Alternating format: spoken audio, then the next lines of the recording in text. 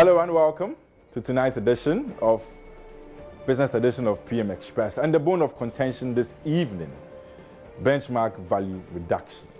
On one side, we have an argument that says, you know what, it's going to increase volumes at the ports, it's going to increase revenue in the medium to long run.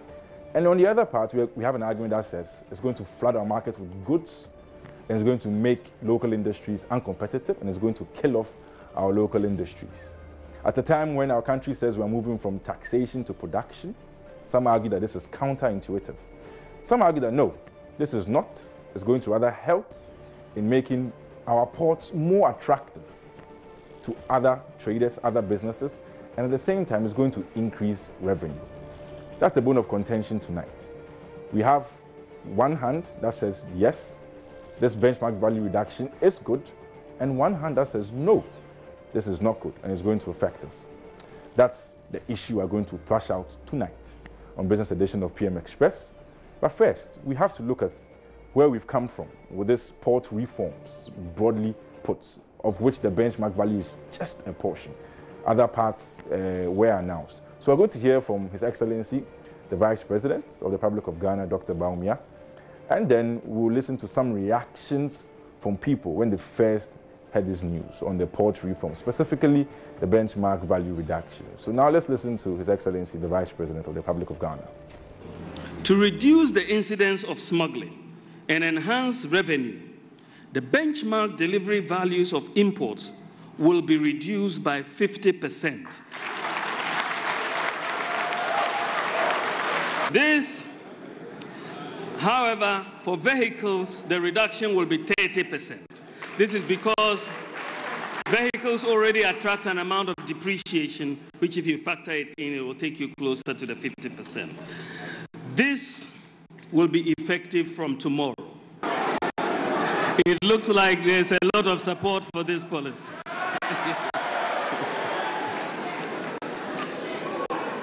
We are doing this because we expect that you will see higher volumes coming into Ghana and we will make higher revenue. Also, ladies and gentlemen, the physical examination of containers in the port is to reduce, the benchmark we've given customs is to reduce the physical examination of containers at the port from 90% currently to 10%. So His Excellency, the Vice President, at the town hall meeting of the economic management team, and you saw that this was met with a lot of applause, a lot of shouts, people were happy. Reduction of benchmark values by 50% on goods, and then for vehicles by 30%. So let's gauge some of the reactions that we caught. My colleague Charles Aite put this together for us. Now, second-hand car dealers who supply about 70% of vehicles used in Ghana have been paying huge sums of cash for high import duties. I visited the car sales point at Tesano in Accra. George Jomo is a dealer who's been in the business for 25 years. He says the 30% cut in import duties for vehicles, as announced by the finance minister, will drastically lower the cost of second-hand vehicles in the country. 100%. It will come down a lot. And if it will come down, it will go against it, but still, I think it's not bad. So many people will benefit from it. So I'm happy for that. Anita Asiedo is another car dealer who is expecting a shipment to arrive within 24 hours. She's elated the 30% slash could save her almost 50,000 cedis. She, as well as her business partner, spoke to Joy Business. Our ship got landed just Monday, and we were preparing to pay about 42,000, but my agent told me there's a reduction of over 30%, so that's going back to about 320. So it's a party because it's unbelievable. Unless I see, but I believe. Because so far as it's everywhere, then it means it's a good news. So we have to jubilate for that. Cars are going to be cheap. We pray it continues. The duty is the reason why cars are expensive. So if it's being reduced, when a car is about 1.3 billion, it's going to drop down. Let's say a Highlander 2015 is going for 1.5, and now the duty that was about 700 million is being dropped to about 600 or 570. When you come, it will take effect. The duty plus the dollar rate, if you combine those two, is killing business. So today we have here a good news that one has come down for us. We jubilate it. Some are quoting 10% reduction, others are even quoting 20% reduction. It is very clear that this assurance by the Vice President has really caught on well with car dealers across the country, especially those here at Tesano in Accra. I'm Charles Aite for Joy Business. So that was a lovely report put together by my colleague Charles Aite. Initially, when this announcement was made, and you can see the happiness in the ladies' submissions. So my guest for tonight. One hand, we have the Ghana Union Traders Association, represented by Dr. Obeng. He's the president. And on the other hand, we have the CEO of the AGI, that's the Association of Ghana Industries, Seth Twum Akwaboah. We are going to thrash it out tonight. Is the benchmark value reduction a panacea to large volumes, increase in volumes and increase in revenue? Or is it going to stifle and stymie the local industries in Ghana's fledgling economy? Stay tuned.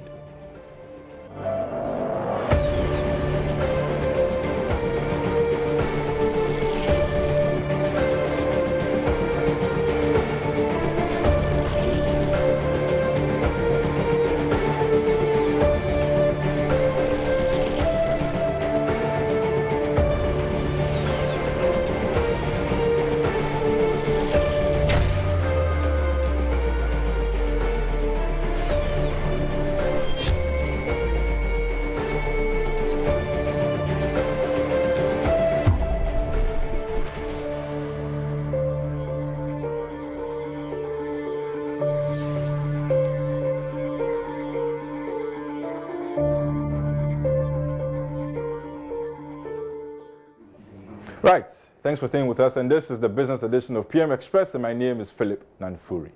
So benchmark value reduction, yes, met with a lot of excitement. On the 3rd of April, when the Vice President announced this at the Economic Management Town Hall meeting, the room was visible with excitement, and I was there and I saw Dr. Obeng visibly excited.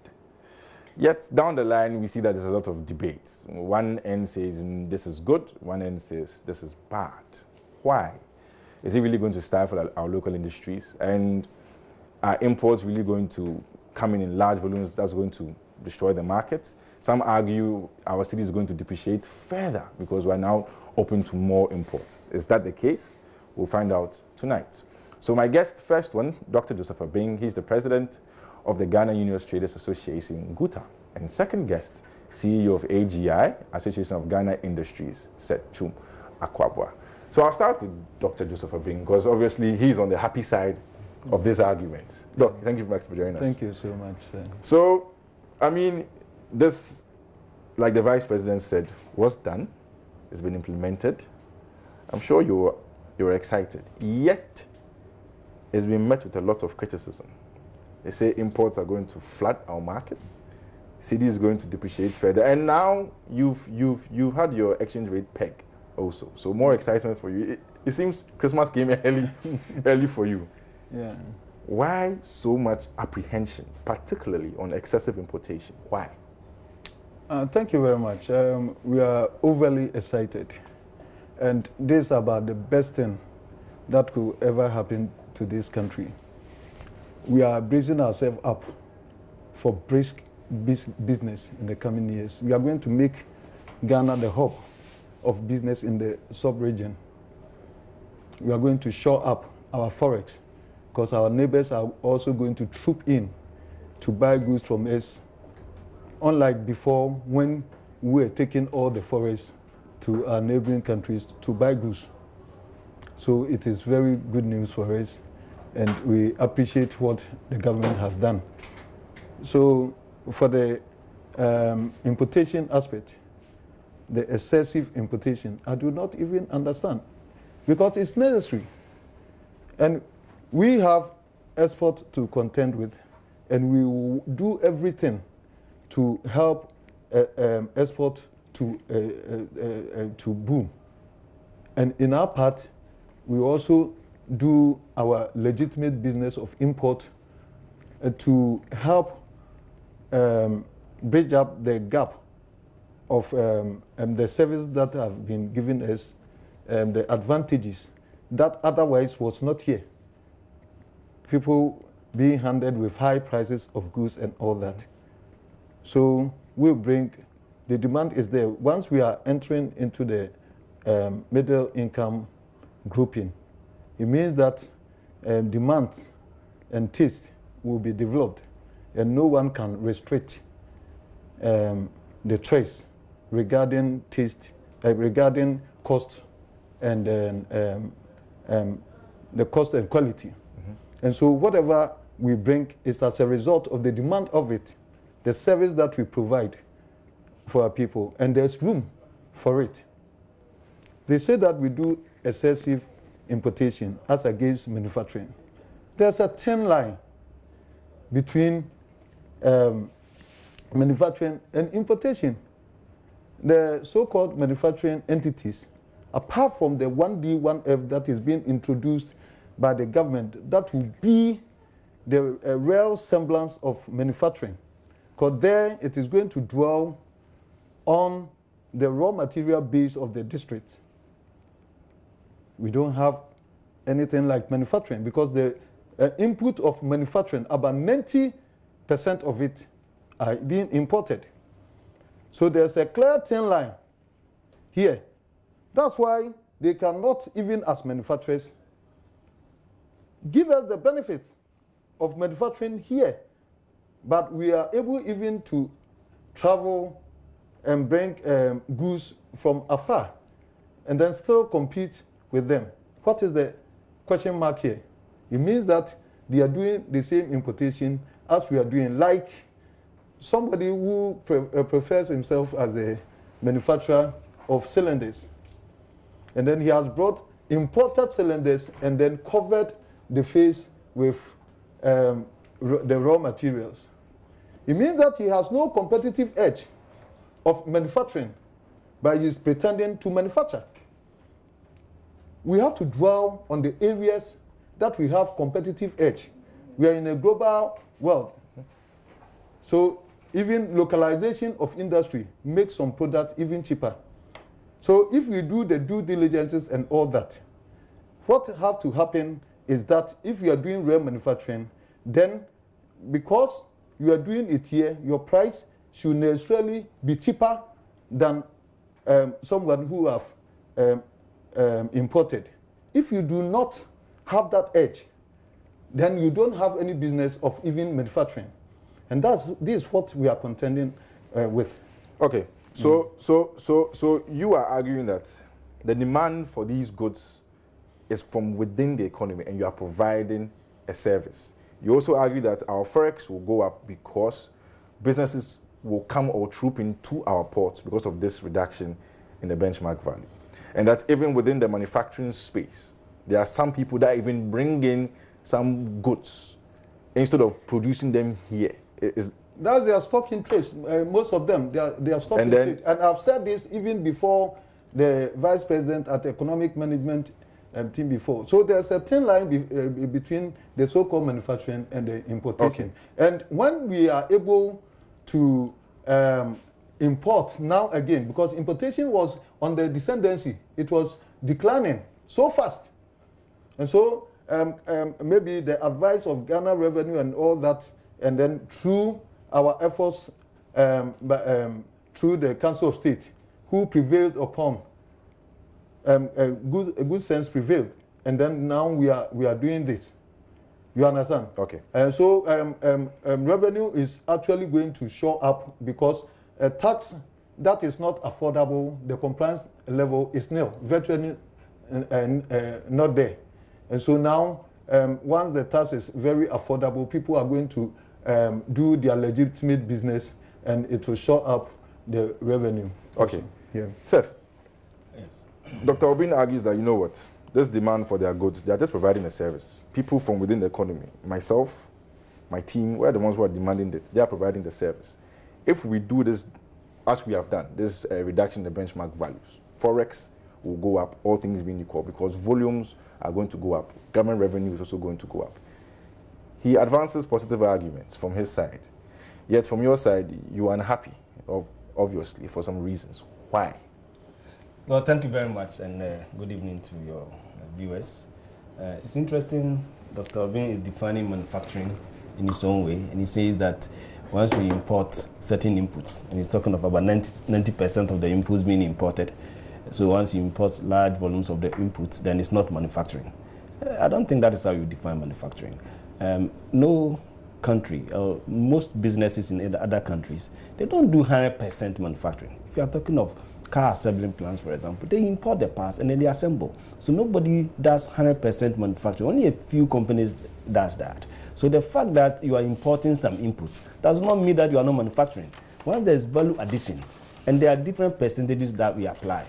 If you are doing 50% value addition, it is manufacturing, and you are employing more people to do that, and that is development. So if you're saying that because you are importing some of your inputs, it is not manufacturing, I don't think that is actually the case. Now, on the issue of the benchmarks, even before the benchmark, I think that in principle, the spirit behind this, and I think the Vice President explained it, that we are losing so much cargo. The cargoes are going through other ports because we are not being competitive.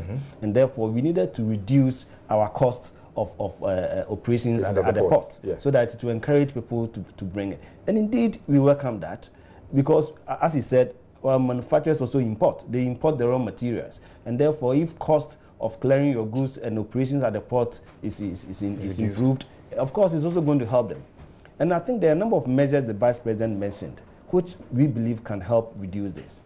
First, he mentioned the fact that the various agencies, the fees that the various agencies are charging, they are going to review it. I think that is done to make our ports more competitive. Some are charging ad valorem, that's a percentage of whatever value you bring. Maybe that is problematic because it makes it very expensive. You can have a flat rate. So when they review it and they reduce those charges, it will help reduce the cost of clearing your goods. The other aspect is that Vice President also mentioned that we are going to reduce the inspection, the fiscal inspection, from 90-something% to about 10%. It's also help facilitate the clearing process and make things easy. They've introduced the paperless, which of course is also facilitating the process. It reduces the amount of time you spend in clearing. So when you do all this, you're actually making our ports more competitive. And why shouldn't we encourage it? AGI welcomes that. The problem we have, though, is the benchmark value reduction. I think that we need to really think through very well, because if we're saying that we are applying 50% reduction on all goods, it's problematic, because if you even look at the CET have different tariff. And then CET meaning for the viewers and listeners, please. Yes, the common external tariff, which is applied by all ECOWAS countries, because we've come together as one block and we are applying the same rates everywhere. The CET has different tariff bands. Why did they have that? They are taking into account certain industries within the sub-region that you have some local capacity to produce those products, and therefore they need to be protected a bit.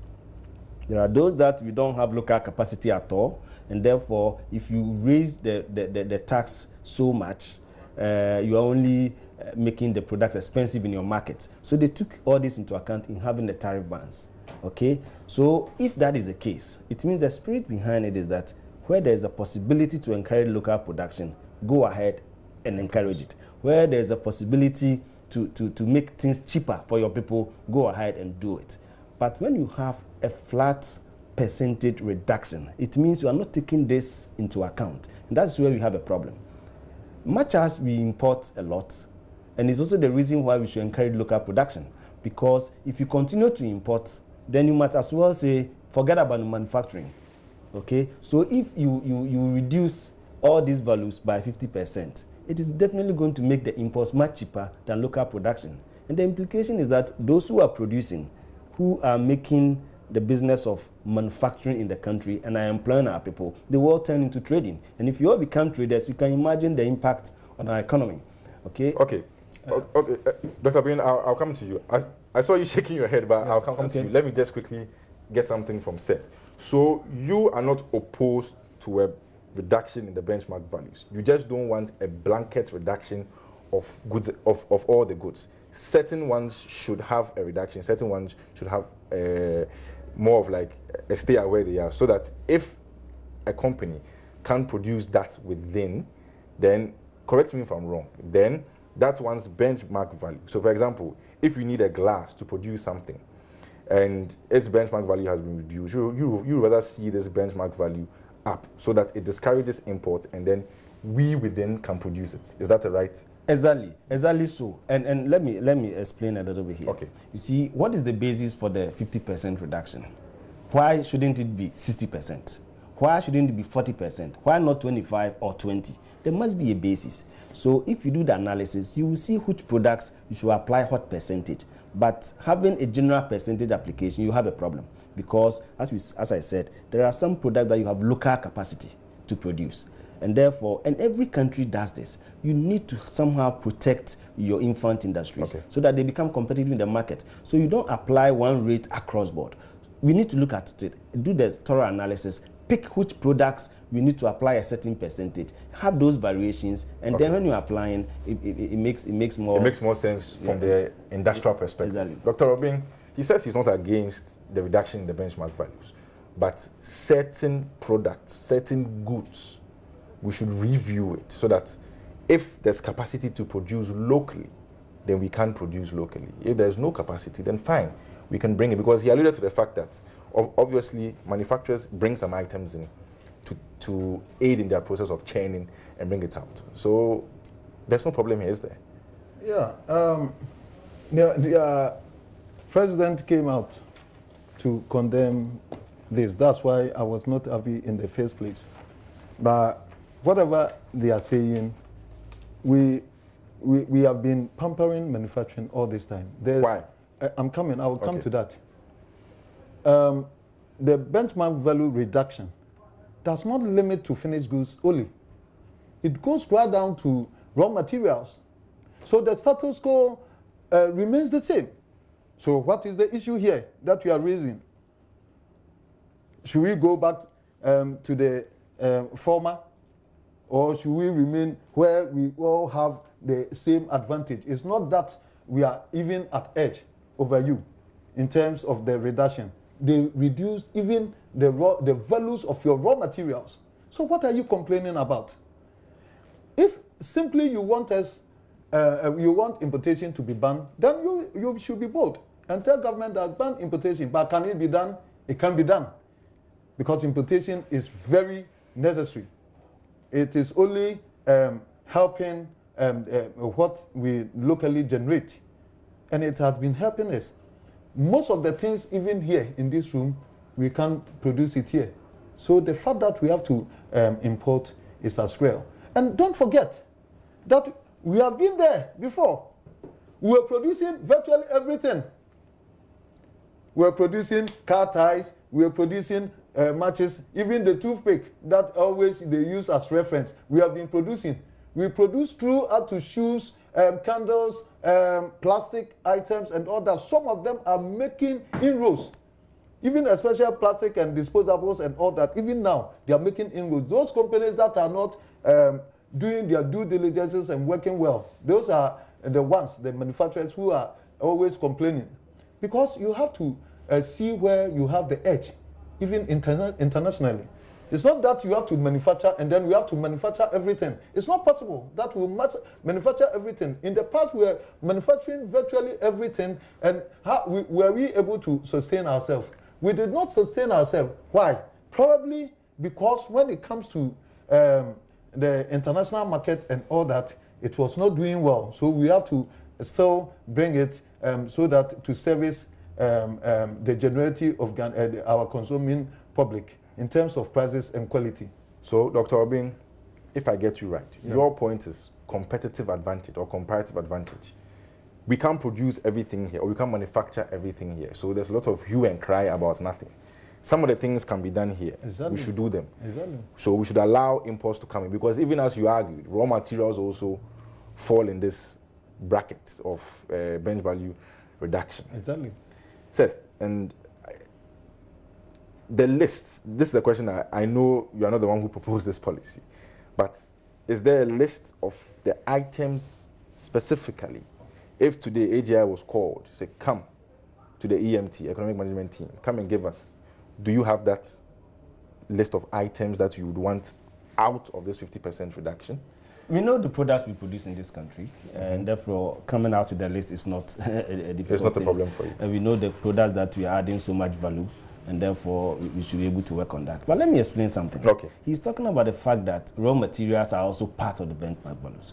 Bear in mind that under the CET, the common external tariffs, some of the raw materials are zero rated. So when you apply that 50%, what is the effect? It has no effect. Most raw materials, those that are not zero rated, are 5%. When you apply that 50% reduction, what does it mean? It's insignificant to the local manufacturers. But for the importers, that 50% reduction is huge.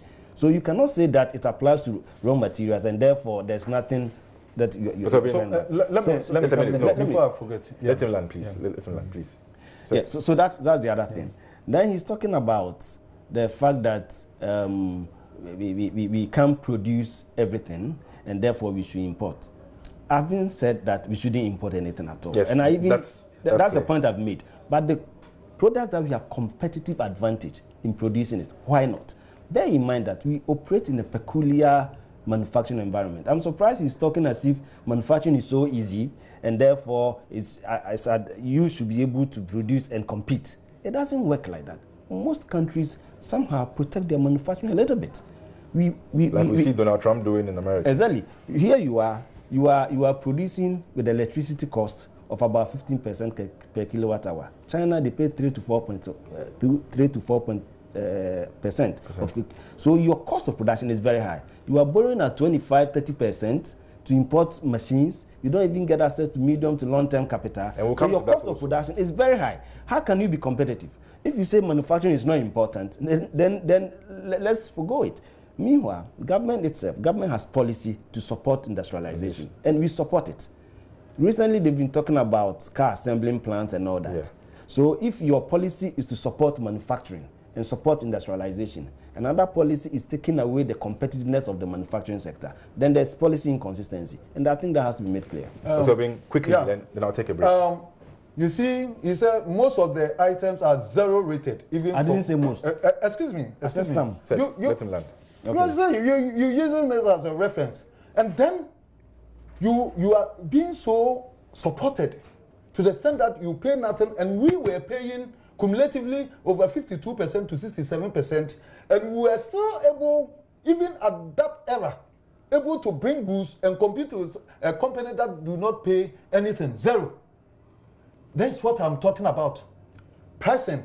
What are they doing to transfer the benefits to us? The benefits of this, the subventions that government give to them, the credit, reduced credits that we give to them, subsidized credits that we give to them, and all that. Please, you are a company that you are being supported in every aspect. What support again? When a government has given you 0% of duty of your product, and you could not be in competition, you could not transfer this benefit to the importing communities. Don't forget that the importers, we buy the products that they produce. They don't have shops. We buy all the goods, and then the shortfall is what we import. And those that are expensive, we will never buy, whether it's made in Ghana or elsewhere, because we are business people. We wouldn't buy something that has been overpriced. And then they say, I've overpriced it, I'm made in Ghana, please stop these people from bringing it. Let me tell you, most of the raw material costs are universal. So the price that is given is for every country. And then the FOB price. FOB for the viewers, please, again. FOB, free on board. Okay. So the FOB price in Turkey, where I go and buy, this is the price they give me. So it should not necessarily be the same price as should be given to me in Ghana. But I will go and get this price about half the price being given to me here. And no rational businessman will do that.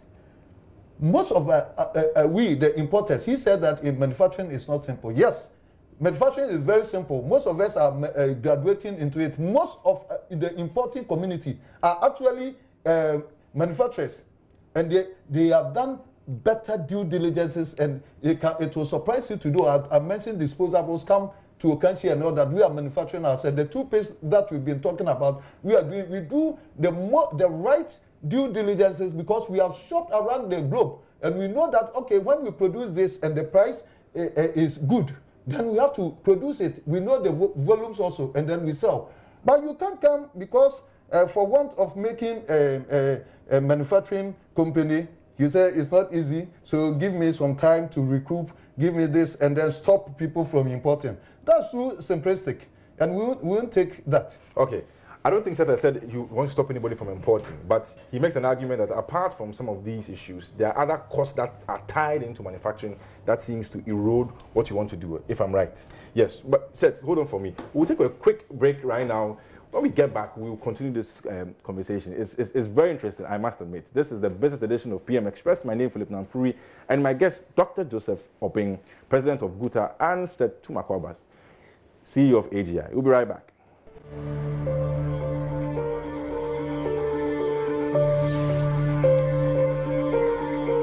All right, welcome back to the business edition of PM Express. My name is Philip Namfuri, and before we went to the break, the discussion was too interesting. I mean, Dr. Obeng is very, very passionate, and we have Seth very cool, very relaxed, taking it in, and I think it's informing and educating all of us that the different positions when it comes to economic matters, and trade moves the economy. You see containers, you see ships moving around the world, you talk about straits and everything, and you realize that it's really part. At the same time, industrialization also very key. And Ghana's had a very checkered history when it comes to industrialization, no doubt. But during the discussion before the break, there was a mention of credit. And Seth was making an argument that sometimes the borrowing costs feeds into their manufacturing or industrialization drive and seems to stymie or stifle their growth and development. We put together an infographic from the Bank of Ghana's banking sector report. And it looked at where money is going to in the economy. And you realize that the bulk of the funds are going to commerce and finance sectors, about 24.5%. And very low amounts of funds are going to agric, forestry, and fishing, and manufacturing, and construction. Now, if you look at the data properly, and we'll get that for you, you will see that if you follow Dr. Obeng's argument, he's talking about demand from within. That's what we want.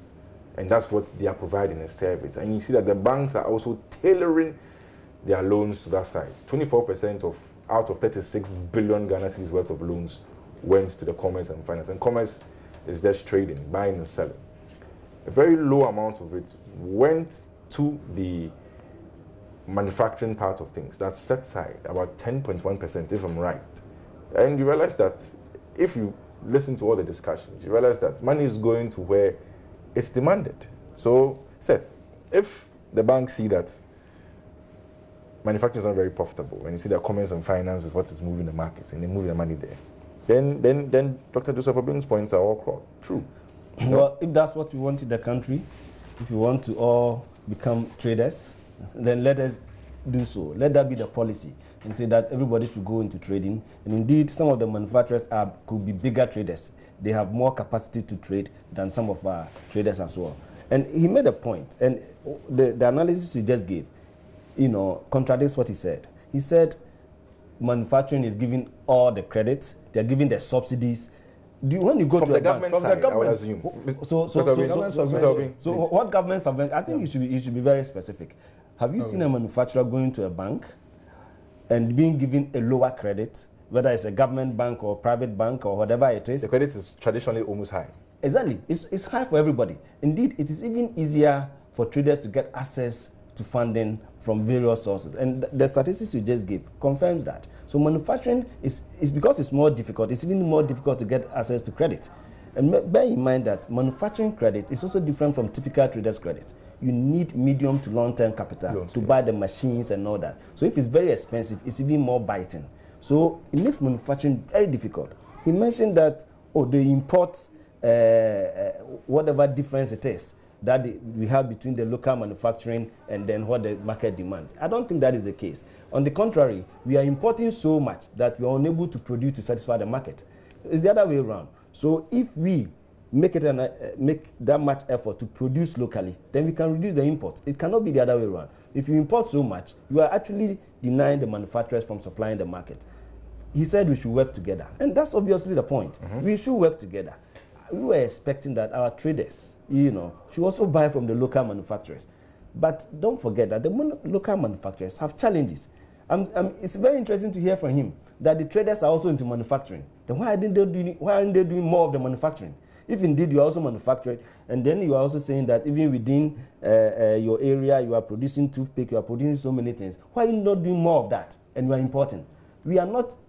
Manufacturing is not for a set of people within the country. It's for me and him and for everybody. If manufacturing is that profitable, why are you not doing more manufacturing? And we are doing more trading.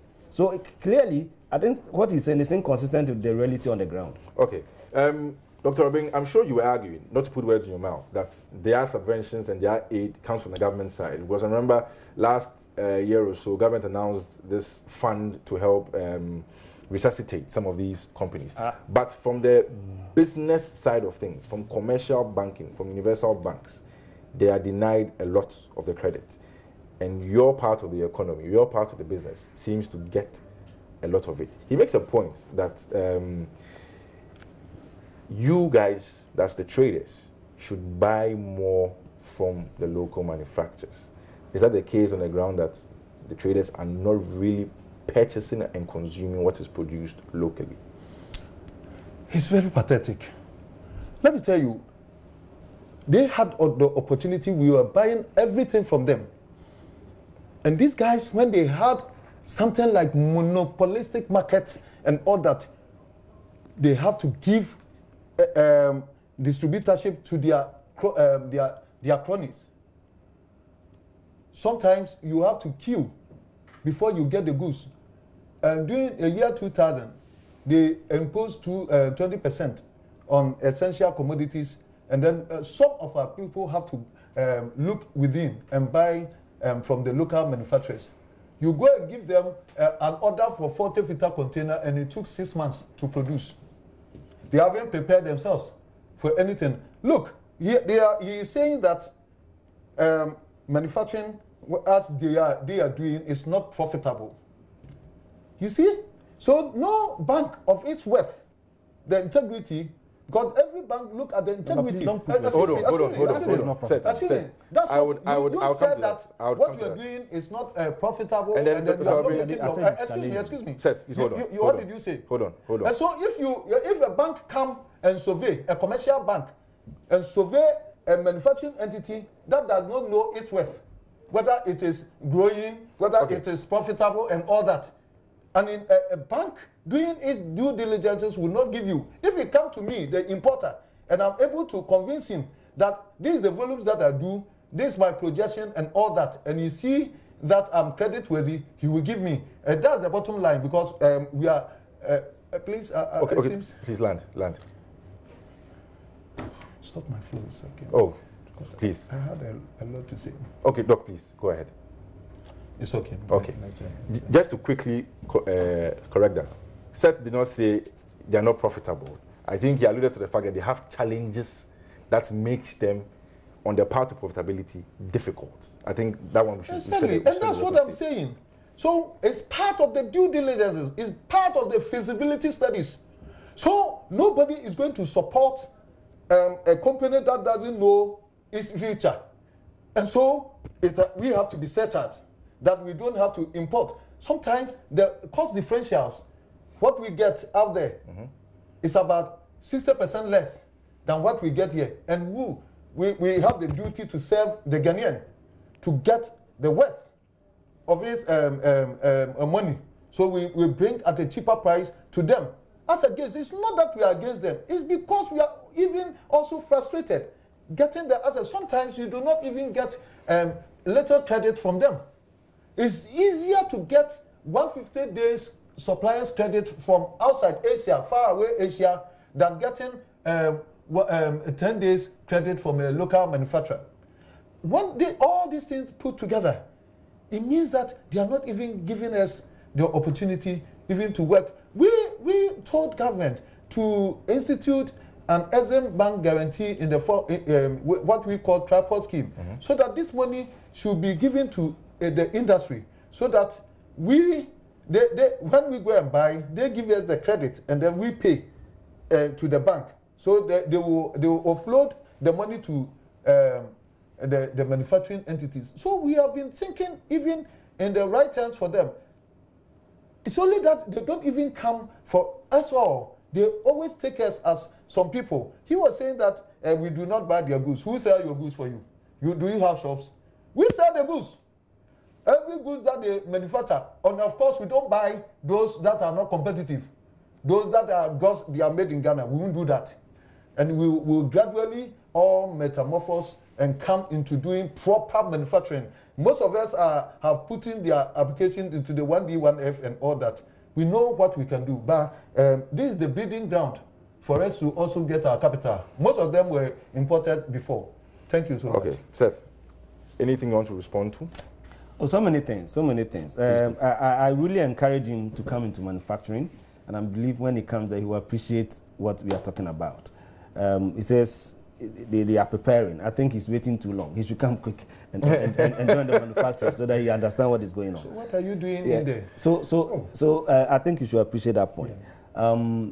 We are mindful of the fact that we need to have a policy as a country.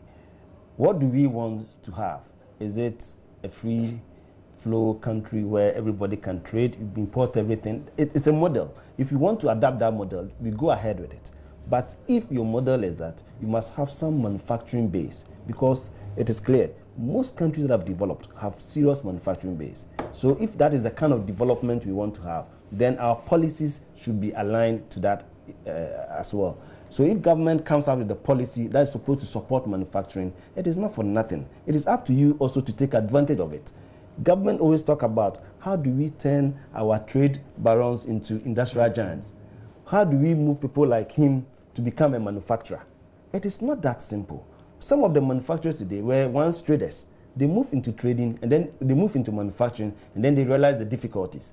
But because it is so important for us as a developing country, for the job we want to create, for development and the innovation we want to have, manufacturing is key. And therefore, we should have a policy around it. And I think that if we do so, it's going to help us a great deal. Okay. We now have the infograph that I was talking about. I want to just show you guys exactly where money from the commercial banks in Ghana as of December 2018 was going, just to put some flesh to our perspective. If you look at the top right corner, you see commerce and finance. Commerce is Dr.Obeng's part of the world. That they get 24.6% of the credits from commercial banks. In fact, they are the highest on the infograph. If you look just under that, you see manufacturing, they got about 10.9%. The next, services, 21.5%. Some will argue that our economy has been overtaken by the services industry, from agriculture and industry. Some say we have leapfrogged from agriculture right straight to services, and we've bypassed Seth on the way. So we've gone from primary production, we've jumped industrial services, and we've gone to industrial, and we've gone to services. If you look at agri, forestry, and fishing, 4.7%. And you look at, for example, mining and quarrying, a very measly 3.2%. So that's just to put some perspective. And this data is from the Bank of Ghana in their January 2019 banking sector reports, just to put some flesh to the discussion we're having on credit. As we Seth, you have something to say on this, please? Yeah, I mean, it's just confirming what you said earlier, that it is not the case that manufacturing is getting cheaper credit, and otherwise they would have accessed more of the credit. They are not getting it cheaper. And Dr. Obeng talked about local manufacturers not even giving suppliers credit and not giving them credit as traders. And they get it from the Asian countries or wherever they import from. Yeah. I think we should appreciate that we work under different environments. Those companies in those countries, where are they? How are they getting their own credit to do business? For which reason they can extend 150-day credit to you, and local manufacturers are unable to do so. Our local manufacturers, it's clear from the statistics you showed that we are not even getting access to that much credit. So me myself, I'm not getting the credit. To what extent can I extend that credit to you? Else. So already we have difficulty, and if we work together and arrange things properly, I'm sure we'll be, and I believe that they give them suppliers credit. There's some kind of arrangement that can be done to support that. Okay, Dr. Obeng, if you can make a point, we are running down on time. Yeah, we are not against local manufacturing. They have to know what they are doing and do it right, and attract the importers to buy from them. It doesn't make sense for me to travel as far Asia to buy when I know that I have something that is a competitive advantage to me. I will not even pay duty. I'll just buy from the shelves. They are overpricing themselves, the cost. Well, some of the companies that we go, the managers, a big, huge companies, and then the manager will be using Toyota Corolla and all that. You come here from A to Z, they are all Land Cruisers and all. They add up to the cost for me to pay. And if they want me to patronize their goods, we have to do the things right. We support them. We ourselves, we are bracing ourselves up for manufacturing, and we do the proper due diligence, the proper feasibility, where we will not open our eyes to the banker and say that we are frustrated, we don't know what we are doing. That's what is happening here. Okay. So it's good for Mr. Obeng to use Land Cruiser, but it's not good for manufacturers. No, I'm saying I use it for example. You add them all to your production cost and all that. Gentlemen, the foreman, Land Cruiser, a board chairman, 2 Land Cruiser, then you add it to our cost. Dr. Obeng, we won't buy it. In the spirit of Easter, are you guys willing to come to an agreement to make sure that both of you are met? GUTA, representing traders on one side, and industry, AGI. Are you guys willing to come together to fashion out something that will be both beneficial to both of you? And from AGI, who's not very happy with the current standing, because I know Dr. Obeng, Christmas has come for him already. He's already celebrating. Seth, what do you want to be addressed when it comes to this? And if that is addressed, how do both of you get onto the same page? Quickly for me in 1 minute and 1 minute. I don't think we are in any way fighting at all. I think that we work together. We should complement each other's effort. But we should have a development strategy as a country.